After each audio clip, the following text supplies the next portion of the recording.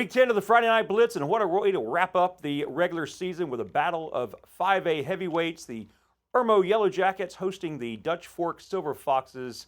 Dutch Fork coming in with just one loss. Irmo undefeated on the season. And let's show you what went down. The two teams warming up and heating up the rhetoric. Eventually they would go to neutral corners. By the way, Irmo head coach Aaron Brand, a former assistant in Charlotte under Dutch Fork's Tom Knotts. A lot of D1 talent on display being pursued by the likes of the Gamecocks and the Tigers. There's Carolina assistant coach Sterling Lucas from Orangeburg watching before catching a flight to Oxford.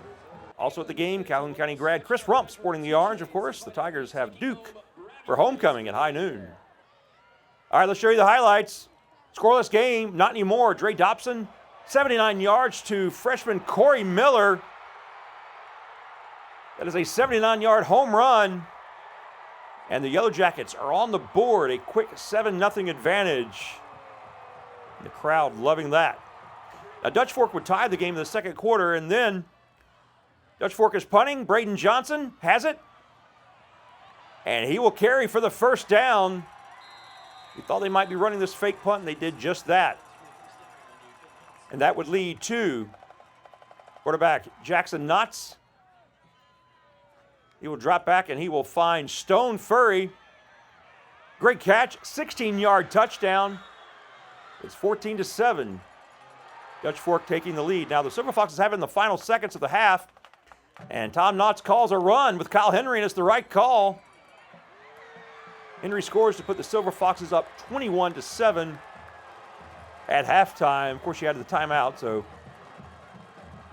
he made sure Henry got into the end zone. If not, they'd have called a timeout and gone for the field goal. But instead, it's a 21-7 Irmo lead at halftime. It was 28-7, but Irmo rallies. Dre Dobson to Malik Miller off the deflection. Irmo down 7, 28-21. Yellow Jackets had it 4th and 1 inside the 5 in the closing seconds, but Dutch Fork's defense is there for the stop. A classic battle between these two rivals lived up to the hype. And Irmo's 27-game winning streak is snapped by Dutch Fork. 28-21, the final. Dutch Fork with a big win over Irmo. Well, last week, Sumter won a tough battle at home with Ridgeview to claim the Region 5 5A title. Tonight, the Gamecocks coming to the castle to face Westwood. We go to the third quarter. Westwood with an onside kick. It hits a Gamecock, so it's a live ball recovered by Westwood. However, Kyle Owens is intercepted by Bryce Allen. The Gamecocks make him pay as Reggie Shannon, a big touchdown run, and Sumter with a big win over the Westwood Redhawks, 52-27 the final, so no letdown from the Gamecocks after winning the region title. Ridgeview's had the eventful regular season, to be sure. The Blazers taking on Blythewood. Senior night at Ridgeview, as all the senior athletes were recognized. Opening possession, Blythewood with the ball, and it is a fumble. Recovered by the Blazers. And Ridgeview takes advantage. Carter Coleman. He takes the handoff and runs it in for the score, and he will celebrate with his teammates.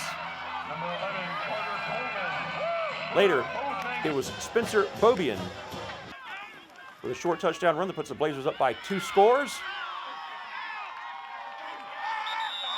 And Blythewood tried to rally, but this was all Ridgeview as the Blazers win by a final 39-7 over the Bengals.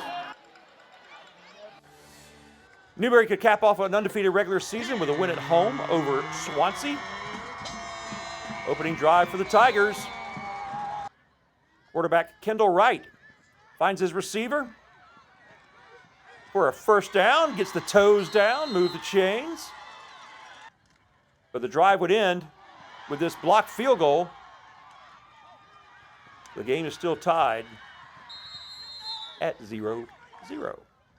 Ensuing Bulldog drive, and it's Cash Brown who takes it 80 yards to the house.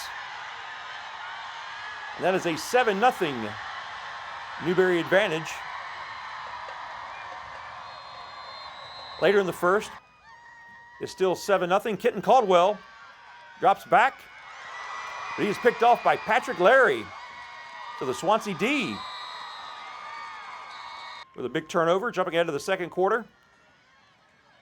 Newberry still up 7-0. Caldwell throws it quickly to Jamel House. And the big tight end scampers in for 6 to make it 13-0 after the missed extra point. And Newberry shuts out Swansea 43-0.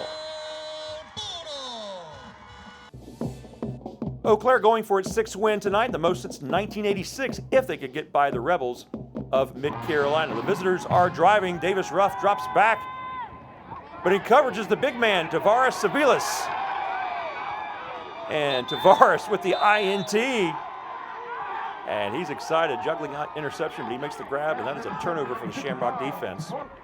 Scoreless in the first half, but the Rebels get the offense going in the second. Akai Williams around the end, and he is in for 6. That is a 14-0 Rebel yell. And then Eau Claire on offense going to the air, but Gavin Mitchell is there for the Rebels. He makes the interception, and Mid-Carolina wins it by a final of 20-6.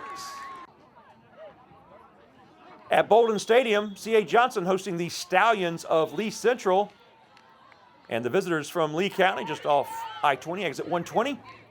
Found success on the ground early and often. Xavier Reed taking the handoff, finding the outside. And he would find the end zone. Stallions up by 2 scores. Hornets get the ball back before half, but this was a familiar scene, at least for the first half, as the C.A. Johnson offense stymied by the Lee Central defense. Now the Stallions have it once again, and that's Zion Hannibal. Oh, I like that name.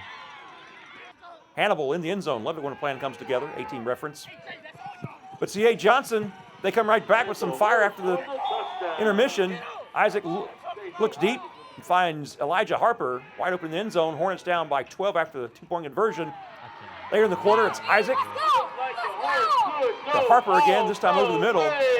And he is in for 6. We did not get a final score on this game, but we'll have it updated for you on our website, WLTX.com, and the WLTX app.